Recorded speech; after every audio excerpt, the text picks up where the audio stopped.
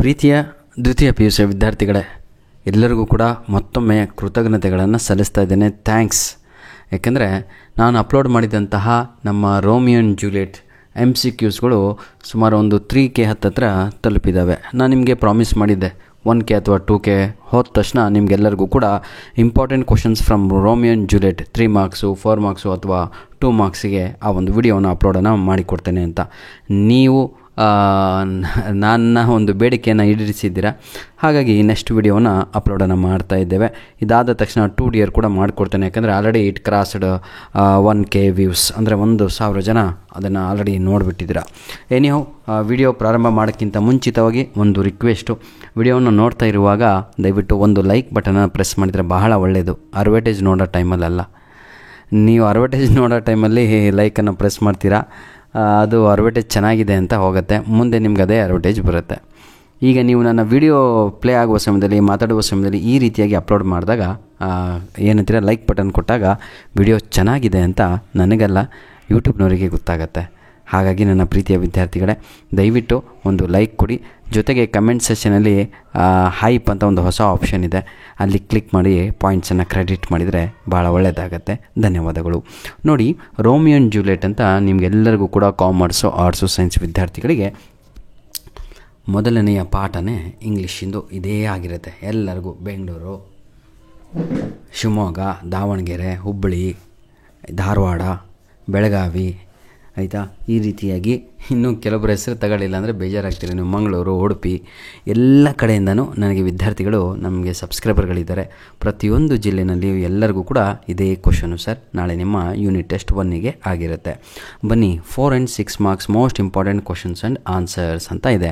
ಆದರೆ ನಿಮಗೆಲ್ಲರಿಗೂ ಕೂಡ ಈ ವರ್ಷದಿಂದ 6 ಅಂಕದ ಪ್ರಶ್ನೆಗಳು ಇಲ್ಲ, 6 ಮಾರ್ಕ್ಸ್ ಕ್ವಶನ್ನು ಇರೋದೇ ಇಲ್ಲ ನಿಮ್ಮ ಕ್ವಶನ್ ಪೇಪರಲ್ಲಿ. Clear my dear children? Very good. ಹಾಗಿದ್ದರೆ ಈಗ ನಾವು ಎಷ್ಟು ಮಾರ್ಕ್ಸಿಗೆ ಪ್ರಿಪೇರ್ ಆಗಬೇಕು ಅಂದರೆ 2 ಮಾರ್ಕ್, 1 ಮಾರ್ಕಿಗೆ, 2 ಮಾರ್ಕಿಗೆ, 3 ಮಾರ್ಕು ಹಾಗೂ 4 ಮಾರ್ಕ್ಸ್ ಕ್ವಶನ್ಸಿಗೆ ಪ್ರಿಪೇರ್ ಆಗಬೇಕಾಗತ್ತೆ. ಒಂದೊಂದಾಗಿ ಈಗ ನಾನು ಹೇಳ್ತಾ ಹೋಗ್ತೀನಿ. ಎಕ್ಸಾಮಲ್ಲಿ ಏನೇ ಕೊಳ್ಳಿ ಸರ್, ನಾನು ಅಪ್ಲೋಡ್ ಮಾಡಿದಂತಹ ಒಂದು ಆನ್ಸರನ್ನು ಬರೆದ್ರೆ ನಿಮಗೆ ಔಟ್ ಆಫ್ ಅಂಕಗಳನ್ನು ಕೊಡ್ತಾರೆ. ಫಾರ್ ಎಕ್ಸಾಂಪಲ್, ಈಗ ರೋಮಿಯೋ ಆ್ಯಂಡ್ ಜೂಲಿಯೆಟ್ ಪಾಠದಿಂದ ನಿಮಗೆ ಇಮ್ಯಾಜಿನ್ ಮಾಡ್ಕೊಳ್ಳಿ, how does Romeo glorify Juliet's beauty ಅಂತ ಕೇಳಿದರೆ ಈಗ ಅಪ್ಲೋಡ್ ಮಾಡ್ತೀನಲ್ವ, ಅದೇ ಆನ್ಸರ್ ಬರೀರಿ. ಅಥವಾ example question, how does Romeo describe Juliet, ಯಾವ ರೀತಿಯಾಗಿ ರೋಮಿಯೋ ಜೂಲಿಯೆಟನ್ನು ಡಿಸ್ಕ್ರೈಬ್ ಮಾಡ್ತಾನೆ, ಏನಂತೀರ, ವರ್ಣಿಸಿದ್ದಾನೆ, ಆಯಿತಾ, ಇದೇ answer. How is Romeo mesmerised by the beauty of Juliet at first sight, ಮೊದಲನೆಯ ನೋಟದಲ್ಲಿಯೇ ರೋಮಿಯೋ ಯಾವ ರೀತಿಯಾಗಿ ವಶೀಕರಣ ಆಗಿಬಿಡ್ತಾನೆ ಜೂಲಿಯೆಟ್ಟಿನ ಸೌಂದರ್ಯದ ಕಡೆಗೆ ಅಂತ ಇದೇ ಆನ್ಸರ್ ಬರೀಬೇಕು, ಆಯಿತಾ. ಇನ್ನೊಂದು question, Juliet's beauty was too rich for me ಅಂತ ರೋಮಿಯೋ ಹೇಳ್ತಾನೆ. How does Romeo describe it, ಅದನ್ನು ಯಾವ ರೀತಿಯಾಗಿ ವಿವರಿಸಿದ್ದಾನೆ ಅದನ್ನು ಬರೆಯಿರಿ, ಇದೇ ಆನ್ಸರ್ ಬರೀಬೇಕ್ರಿ.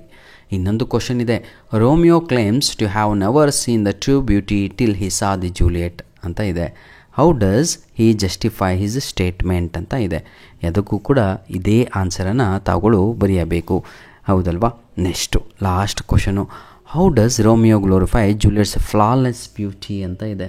ಅಂದರೆ ಇಡೀ ಪ್ರಪಂಚದಲ್ಲಿ ನಿನ್ನಷ್ಟು ಸೌಂದರ್ಯ ಯಾರು ಕೂಡ ಇಲ್ಲ, ಎಲ್ಲೂ ಕೂಡ ಸ್ವಲ್ಪನೂ ಒಂದು ಚಿಕ್ಕೆ ಕೂಡ ಇಲ್ಲ ಕಣೆ, ಅಷ್ಟು ನೀನು ಸುಂದರವಾಗಿದೆಯಾ ಅಂತ.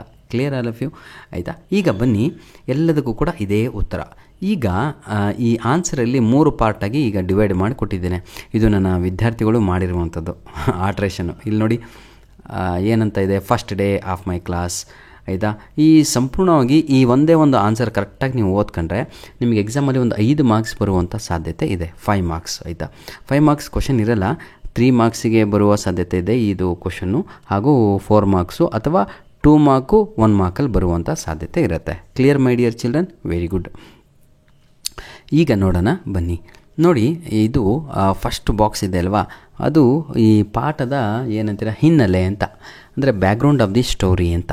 ನಿಮಗೆ ಇದು 4 ಅಂಕಕ್ಕೆ ಕೊಟ್ಟರೆ ಸ್ವಲ್ಪ ಇದರಲ್ಲಿ 1-2 ಲೈನ್ ಬರೆದ್ರೂ ಸಾಕು. ಆದರೆ next 2 part of the answer ಇದೆ ಅಲ್ವಾ, ಎಲ್ಲಿಂದ ನೋಡಿ, ದ ಮೂಮೆಂಟ್ ಅಂತ ಹಿಡಿದು ಟ್ರೂ ಲವ್ವರೆಗೂ ಇದೆ ಅಲ್ವಾ, ಅಲ್ಲಿಯವರೆಗೂ ದಯವಿಟ್ಟು ಪ್ರತಿಯೊಬ್ಬರು ಕೂಡ ಏನು ಮಾಡಬೇಕು ಅಂತ ಹೇಳಿದರೆ ಇದನ್ನು ಗಟ್ಟು ಹೊಡಿಬೇಕು. ವಿಡಿಯೋ ಸ್ವಲ್ಪ ನಂದು ಇಂಗ್ಲೀಷ್ ಯಾವತ್ತೂ ಕೂಡ ಲೆಂತಿ ಆಗುತ್ತೆ, ಯಾಕಂದರೆ ನಾನು ಪಾಠ ಮಾಡೋದೇ ಇದಲ್ವಾ, ಸ್ವಲ್ಪ ಮಕ್ಕಳಿಗೆ ವಿವರಣೆಯ ಮೂಲಕ ತಿಳಿಸಿಬಿಟ್ರೆ ಎಕ್ಸಾಮಲ್ಲಿ ಬರೆಯುವಾಗ ನನ್ನ ಧ್ವನಿ ಕೇಳಿಸ್ದಂಗೆ ಆಗುತ್ತೆ. ಎಕ್ಸಾಮಲ್ಲಿ ಬರೆಯುವಾಗ ವಿಡಿಯೋ ನೋಡ್ತಾ ಇದ್ದೀನೇನೋ, ಆನ್ಸರ್ ಬರಿತಾ ಇದ್ದೀನೇನೋ ಅಂತ ಅನಿಸುತ್ತೆ. ಈ ರೀತಿಯಾಗಿ ನಿಮಗೆ ಆಗ್ತಾ ಇದೆ ಅಂದರೆ you are on the right track ಅಂತ. ಎಕ್ಸಾಮ್ ಮೂಮೆಂಟೆಲ್ಲ ಕ್ವಶನ್ ಓದಿದಾಗ ಅಯ್ಯೋ ಹೌದಲ್ಲೋ ಸರ್ ಹೇಳಿದರು, ಆದರೆ ಆನ್ಸರ್ ಬರ್ತಾ ಇರಲ್ಲ. ಅದೇನು ಅಂತ ಹೇಳಿದರೆ ಪ್ರಾಕ್ಟೀಸ್ ಲೆಸ್ ಆಗಿದೆ ಅಂತ. Practice makes man perfect. ಹಾಗಿದ್ದರೆ ಬನ್ನಿ ಈಗ ನೋಡ್ತಾ ಹೋಗೋಣ. ಬೇಜಾರಾದರೂ ದಯವಿಟ್ಟು ಕ್ಷಮಿಸಿ. ನೋಡಿ, the poem Romeo and Juliet is A famous legendary classical love story by William Shakespeare, the national poet of England. ಈಗ ಇದನ್ನು ಗಟ್ಟು ಹೊಡೆದ್ಬಿಡಬೇಕು. 2 ಲೈನು ರೋಮಿಯೋ ಆ್ಯಂಡ್ ಜೂಲಿಯಟ್ ಬಗ್ಗೆ ಏನೇ ನಿಮಗೆ 3 ಮಾರ್ಕ್ಸು 4 ಮಾರ್ಕ್ಸಿಗೆ ಕೇಳಿ, ಈ ಫಸ್ಟು 2 ಲೈನ್ಸು ಸೇಮ್ ಆಗಿರುತ್ತೆ ಪ್ರತಿಯೊಂದು ಉತ್ತರಕ್ಕೆ. Clear my dear children? ಏನು ಕೂಡ ಡೌಟ್ ಉಳಿಸಲ್ಲ, ಆಯಿತಾ?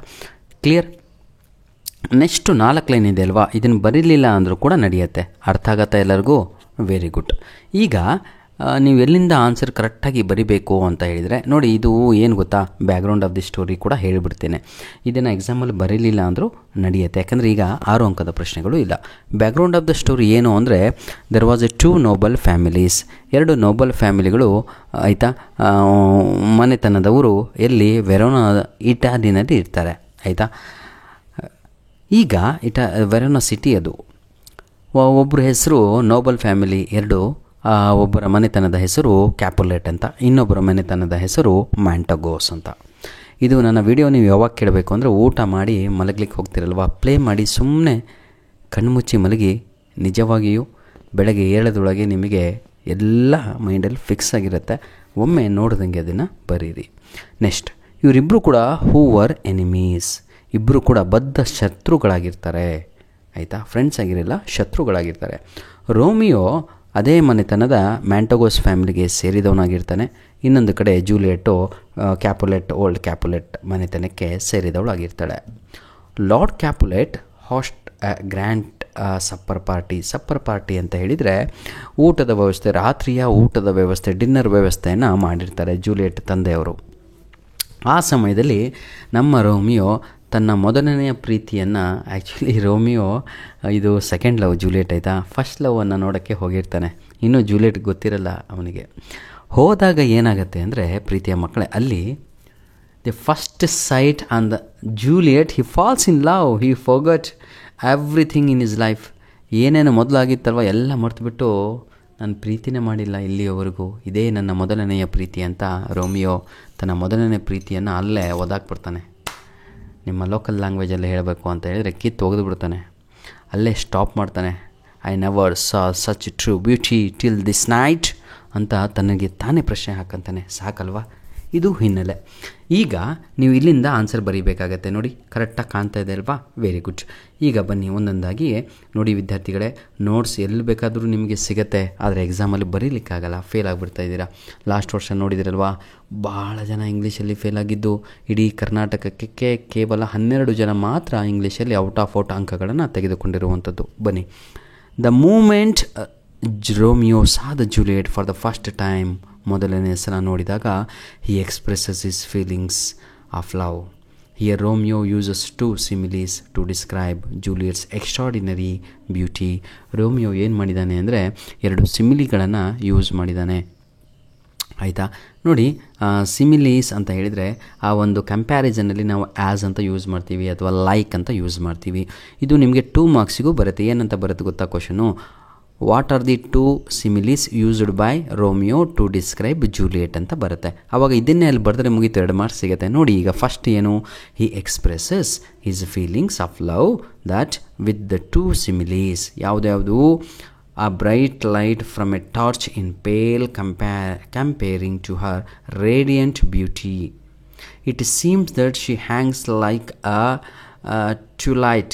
ನೀವು ಒಂದು ಕೆಲಸ ಮಾಡ್ಬೋದು, ಇದನ್ನು ಆಯಿತಾ, ವಿಂಗ್ಸ್ ಆಫ್ ನೈಟ್ ಅಂತಲೂ ಕೂಡ ಅಲ್ಲಿ ಬರಿಬೋದು. Comparing to a rich jewel in an Ethiopian's ear, ಇದು ಮೊದಲನೆಯದು. Juliet shines like a rich against the dark skinned African women ಅಂತ. ಆಯಿತಾ. ಈಗ ಕರೆಕ್ಟಾಗಿ ಕೇಳ್ಕೊಳ್ಳಿ ಏನು ಅಂತ ನೋಡಿ. ಆ್ಯಸ್ ಎ ರಿಚ್ ಜ್ಯುವೆಲ್ ನೆನ್ಪಿಟ್ಕೊಳ್ಳಿ, ಒಂದು simile as A rich jewel ಅಂತ ಆಯಿತಾ.